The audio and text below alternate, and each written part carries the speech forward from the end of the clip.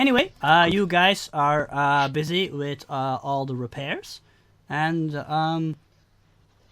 is there anything in particular you guys want to do, or shall we continue the voyage to Monster Island? I'm going to see if I can maybe possibly get a rune worked in that will allow me to allow the ship to be a little sturdier, a little more strength. Add some armor to it. Sure. My magic sense is tingling. You can totally do that, but keep in mind if you mess up, something horrible could happen, because that's the mystery skill. Also, I'm also thinking about the political fallout. No, but you can try. Yeah, I'm gonna try. If you can handle Samantha's rats if something happens to her ship. I'll deal with it. Okay, cool. Give me a mysteries roll.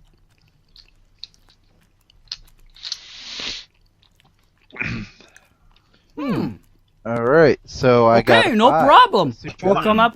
You come up with a magical doohickey to strengthen the hull of the ship, and that's even a high enough roll to do it. So nobody really notices. At least the uninitiated don't notice.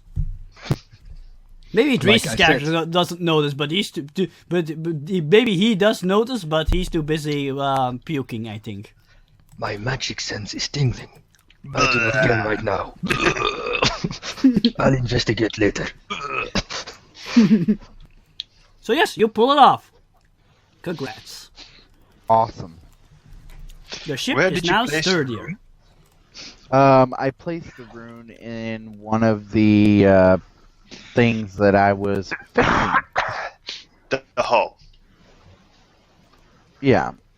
Well, in a part of the hull that I was fixing, anyway. How about in the cargo bay?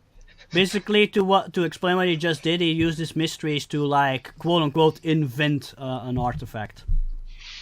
Mm-hmm. Just like you would do with engineering, but in this case, it's magic and not technology. Okay, cool. Understood. Okay. Anything else, or are we gonna move on? Well, when there are breaks or something, Ferdinand will, at least read upon the Southern Pacific and stuff, and maybe play a bit of his viola. I think he will still have it with him. I don't think. Do you want to try to entertain your fellow Centurions or the crew, or what? Well, maybe. I mean, I sort of thought we might have some sort of room, but glass or something. Sure. I don't know, but you can do it in your room, yeah. But there's like a dining area and stuff, because it's a yacht. You have all sorts of rooms. A luxury yacht, even. Yeah. From the 20s. No, but I I'm just wondering if you want to like play for people or not. I guess if someone hears my music and says that it could entertain the crew, and he will actually accept that offer and then come and play for the crew. How about that? Cool. So hold on. Oh, I got an idea. So, you're like playing your viola and there's a knocking at the door. Mm-hmm. And he will stop playing and, go to a door and open it. Okay. And you see the shriveled up face of Joe Papinski, and he says to you, "Hey, you're not so bad at playing that violin of yours. Why don't you come upstairs and play for the crew? They could use a little, cheering up, you know." That sounds like an excellent idea. I'll accept your offer. Good to hear it, buddy. And he like pats you on the shoulder quite roughly. But then again, you're quite strong yourself, so you can handle it. And well, I don't think I would invite him, at least for now, to drink with me or anything, because that's not why he came here, but No. that was an idea I had. No, not right now. But are you gonna Definitely follow not him to the dining area? Okay, yes, let's follow He him. like then theatrically opens the door. Or hey, good news, fellas! The Ferdinand's gonna play a song for us. So let's give him a hand. He like starts clapping. Not everybody. And then the Frenchman goes, probably a song of death. And the captain immediately gives him a look. Francois, give it a rest. Nobody's trying to kill anybody. That's what they want you to think. I make notes. A song of death. How would I approach that? If you want a song of death, I can play that for you. So you get all the So- attention, and are you gonna start playing? Ferdinand is most familiar with classical music, so I think something, well, maybe a bit high, more high tempo than usual, what he does. But anyway, it's classical in nature, anyway. Okay. What he Cool. will play. So give me an arch roll, if you please. Okay. An artsy roll. So select all of those and roll. Wow, Yes. oh yeah, that's the first time you ruled that. +2. That's actually not bad. That's not the best kind of roll, but this is not really a very demanding audience. So they start getting in the mood, and they seem to be enjoying your performance. Especially Joe and Kenny seem to enjoy your performance, but of course Francois still distrusts you and thinks you're gonna kill them all with your music somehow. Is it correct, the siren song? Yes. Well, Also, the engineer Maxim is nowhere in sight again. You've hardly seen the guy.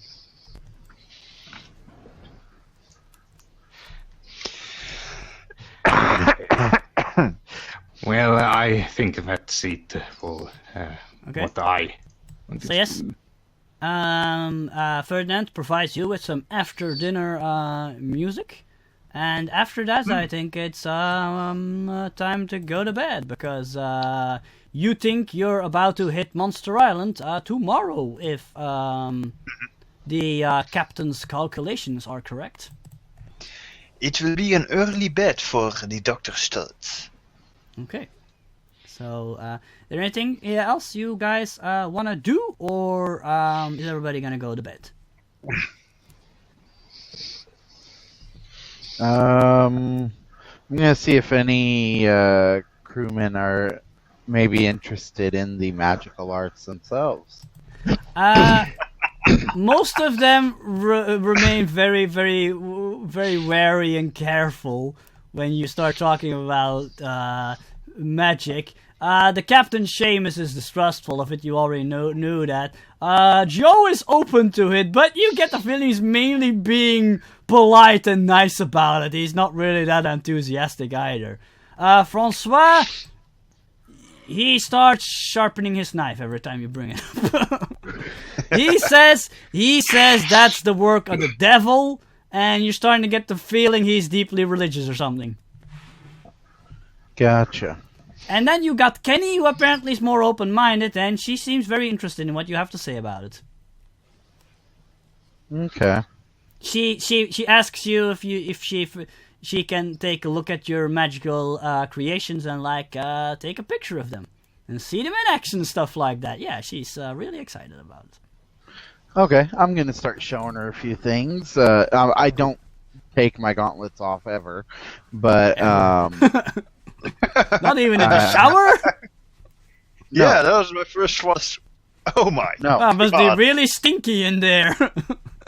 no, because they're made specifically to. There's a small enchantment upon them that my hands never age or anything happens to them or anything Okay, like they're that. self-cleaning. Got it. Yeah. Okay, why But not? basically, So actually, when you're a guy of 80 years old, you have the hands of someone of 20. pretty much. Wow, your hands are so smooth. You could be a Pretty hand much. Hands And- model. happens- Yes, they want you to model rings and stuff. Once, Oh, yeah. and of course, once the Bill Hex dies, his hands live on forever. And that's how ever. Ting from the Addams Family was created. Anyway, Wow. so yes, Now we know. you show Kenny some of your stuff.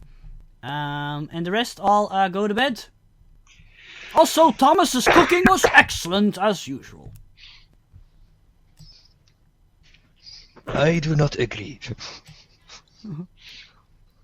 It was overcooked. I'm sorry, Mr. Shadow. Next time I shall make certain the meat is undercooked. No, because I cannot digest it. Oh. Oh, that's the reason. Yes, then he provides you with some medicine to ease your queasy stomach. I do not trust your foreign medicine. That's why I brought my own herbs.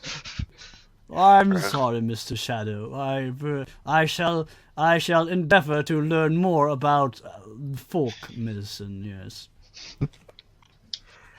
Oh, damn it! I'm Well, making him sound older than he is. He's only in his mid-20s. Oh, well, He sounds like his stuffy. bottom is stuffed with tweed. So yeah, he's a butler. Yes. Any yes, Spuffman, you wanted to say something? Yes, well, as Ferdinand will actually maybe even thank the butlers, and he will say, in addition to the thanks, that art is the supreme task and the truly metaphysical activity in this life. This meal of yours was truly art. Maybe something about art, an adjective. Artistic?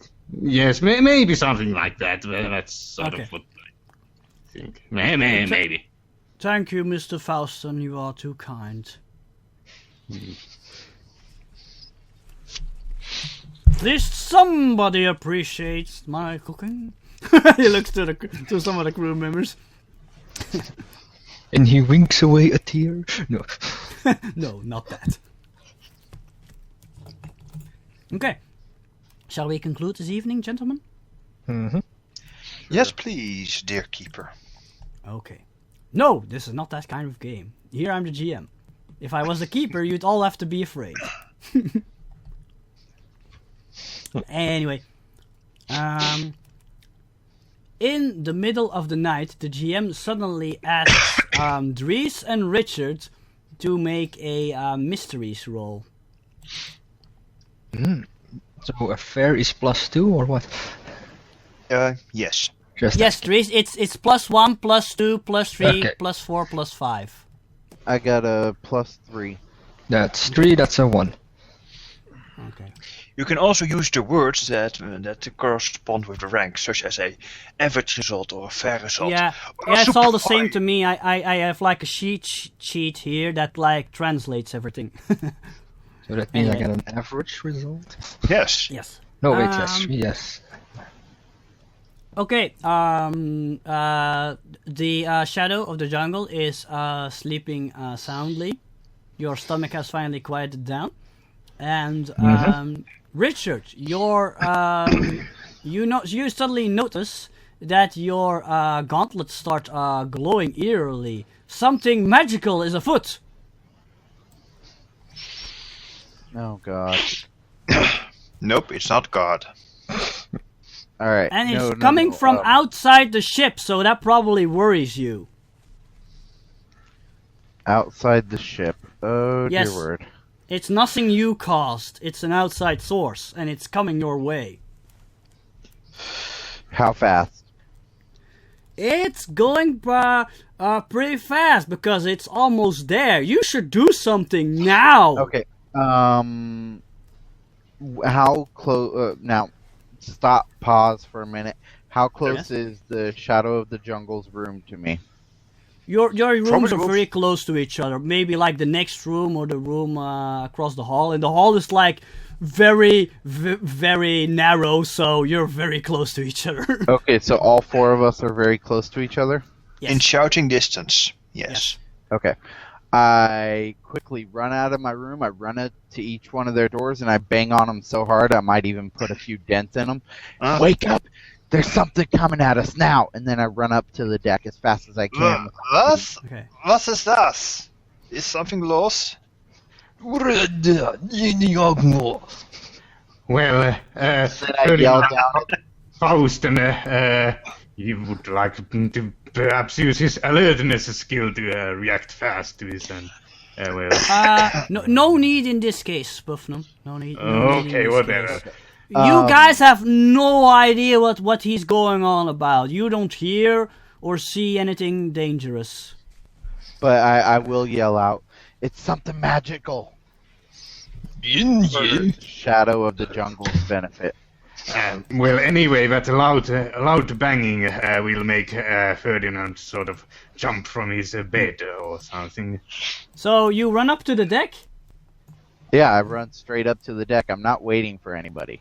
I gotta Okay. figure out what's going on, what's coming at us, and how to deal with it. Okay, you don't see anything threatening right now, except that it's very foggy out, but that's not abnormal. But you don't see Okay. anything of immediate danger. But you notice that Joe is in the bridge right now, and he like opens a window and he like pops his head out. Hey, what seems to be the problem, buddy? What's all the Joe, noise there's about? something coming at us. Is there anything on sonar? Sonar in the 1920s? I think sonar was in the 1920s. Hold on. Ooh. I don't think a yacht would have sonar, even if it already existed. The 1920s. 1906 is when sonar was created. They had subs with sonars, yes. And Fuck. yes, they Well, would be okay. put on any kind of ship that does any deep sea traveling, because it's Yeah, it's right. specifically made to detect icebergs. And the Zhang's fist is state of the art, so it would have sonar, Uh-huh. logically speaking. So, like I said, is there let anything me on the have a look. Let me have a look. And he like looks over to like the sonar screen. He's like, no, buddy, I don't see anything out of the ordinary. No, there's nothing on here. Okay, then I'm gonna close my eyes, put my fists out, and harness the power of the gauntlets to figure out where the hell it is. Okay, the gauntlets. Like, oh, let's say they're like dowsing rod, and you're like moving around, and suddenly your hands like pulled to a location like at the side of the ship. I don't know anything about ship terms, so just to say it's on the left hand of the ship. I know you're not supposed to say that, but I'm not a naval person. Starboard, I think. Yeah, starboard. Yeah, I think. Pulls your hand towards starboard, and you gradually see an image appearing. Hold on. I'm going to. Which direction is the ship going? Let's just say the ship is heading straight, and whatever's causing the magic signature is coming from the left. I mean starboard, sorry. No, I'm talking. I shall put on my boots, Yeah. grab the gun, and put on a cloak. I yell out, Joe, it's in that direction. I put on my loincloth. I'm telling you, Bill, there's nothing on the sonar. Well, hold on, I'll get out. You got me the binoculars. Yeah. And All right, and I suppose the rest of you are getting busy while Bill's out there, right? I mean, getting prepared, getting all your stuff. Well, No, I am. Ferdinand doesn't really have much stuff because his weapon is his fists. Yeah, So he and Shadow just needs to grab his spear, probably. you know what? Actually, Bill- with Shadow you hear clink, clink, oh, and he'll on alert there. If So you look Do at a him, quick he- war dance. No. And if you look at him, he's trying to drag all his weapons to the narrow corridor of the ship. He's going to be a little too... I think the Doctor and Shadow will be the last ones to arrive. I think Bill- Ferdinand arrives shortly there after Bill then. In Bill? his bedclothes. Okay. Bill is going to, the second he realizes that there's something coming at him, he's going to look around the deck of the ship for a rope he could use. He's going to tie it to one of the railings and then tie it to himself. Okay, cool. Oh yeah, Spoofnum, did you bother to put on clothes, or are you there in your pajamas? Well, maybe something really fast that I could put on. Okay, you quickly put on some pants and a shirt, probably, and probably your glasses, because otherwise you would be visually challenged. Commando style. Oh, he's not the Arcane Commando. The Arcane Commando has just tied himself to the mast. Does anybody bother to properly put on clothes, or what? Nope. That's why I said... No, Bill is actually standing out there in just his underwear. Okay. Wow, how appropriate. Anyway, while Ferdinand and Bill are standing out there, something suddenly starts happening. Out of nowhere, a vessel suddenly appears. An eerie floating ship suddenly materializes right in front of the Zang's fist. It looks like a wooden warship from the Renaissance era. Its masts It's and... a flying... Oh, sorry, What? continue. Yes, Flying please. Dutchman. Yeah. Its masts are torn, and it looks like there are several holes in its bow. The vessel is surrounded in a ghastly green glow. And it's getting very close to the ship. What's your first reaction, Richard and Spoofnum? My first Photographic memory or whatever it was. Actually, walking library, I think. Yes. Anyway, Okay. it doesn't matter. I will try to think of what Academics. I know about that kind of a vessel. Maybe I bumped into something while reading about the. Yes. Yes. Okay. Give me an academics roll then. Well, I grab my rules. Ouch. A 3? It's a Yes. good. It's only a good. Okay. Unless, of Okay. course, Wolfram wants to improve that roll by spending a fate point for walking library. Oh yeah, you could, if you really want that to be higher, you could, for instance, like use one of your aspects for a re-roll or for a +2. Wait a minute. What was the place where the other one becomes more profitable? What? I think there was some sort of threshold for the one of the for the reroll to be more profitable than the +2. Ah, yes, that will be at the result of -2 or -2 or lower. Yeah, I it think. depends on if you want to take the chance or not. If you want to be certain what your result is gonna be, you'd best take the +2. But if you think you're gonna get lucky in your next roll, yeah, take a re-roll. Or if you're really spendy and you can do this, re-roll Do both. and add +2, but you need to then use 2 aspects, and that'll spend 2 fate +2. points. You're gonna take a +2, okay? Yes. So, and which aspect are you gonna use for this one? Wasn't it a stunt? Anyway, No, aspect. If you want to re-roll or get a +2, you need to use an aspect. So which aspect are you using?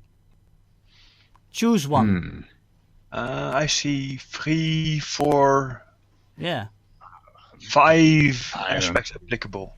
You could, for instance, use Insatiable Seeker of Knowledge because you're trying to think of what you know about this ship.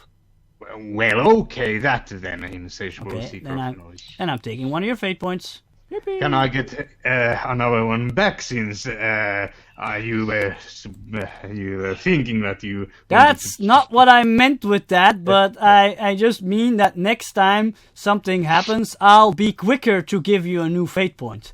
Okay. Anyway, yes, now you have a result of... Superb. Superb, okay, hold on. Okay, that's actually enough to let you know a little bit about this ship. This is clearly a ghost ship, but it's not any kind of ghost ship. No, it's not the Flying Dutchman, because I don't think the Flying Dutchman is a military vessel, is it? I'm not too familiar with the Flying Dutchman. The Flying Dutchman I don't was think not so. a military vessel. No. So which one is it? Anyway, this is actually an old ship from the 17th century from the British Royal Navy called the HMS Lionheart. It belonged to a legendary captain whose name escapes you at the moment, who was apparently cursed somehow, you think by some sort of a voodoo curse, and he was cursed to wander the 7 seas forevermore. This is bad news, and that's what you know about that. Yeah, you basically have read some stories, but you don't know any in-depth knowledge about it. Basically, this ship has made a lot of other ships disappear through the ages. And I will maybe tell to the other person, Bill Hex, was it? Yeah. Yeah, that's... this ship here is called HMS Lionheart, and it has made our ships disappear. So I think it is dangerous. It's also All a right. warship. You may want to inform him on It's that. a warship. This is actually indeed. not one of those cliche pirate ghost ships. It's actually a Navy ghost ship. You know what? Bill is looking around for something big, some kind of metal object that he can, like, throw. Your gauntlets. No. Yes. Yes, you can. No. You know what? He's looking around the deck for, like, some kind of big metal object that he could throw at the ship. Anchor. Yeah. You know what? Why don't you use the declaring minor details rules? And what do you want to find? I want to find a metal crate that could be big enough that I could inscribe a rune on it, and heavy enough that it could actually hit pretty good. A metal crate? I don't... Maybe a metal barrel? Oh, you could Okay, throw a metal barrel barrel. at it. There you go. Metal barrel. I'll do it. It's a metal barrel. Okay, cool. Give me... All right. This is not a very hard roll, so give me an awareness roll. I mean alertness. Alertness. Yes, alertness. It's not very hard, don't worry. Okay, I got a +1. That's enough. You find your barrel. Sweet. Do Okay, a barrel so roll. Yes! What I do is I inscribe on the rune, or on the barrel, a rune that is going to make it do a massive explosion once it connects with a target. Are you gonna use a rare artifact for that? Because you can't actually make something like that on the fly. You'll have to use rare artifact. You want to use it for this? Fate point?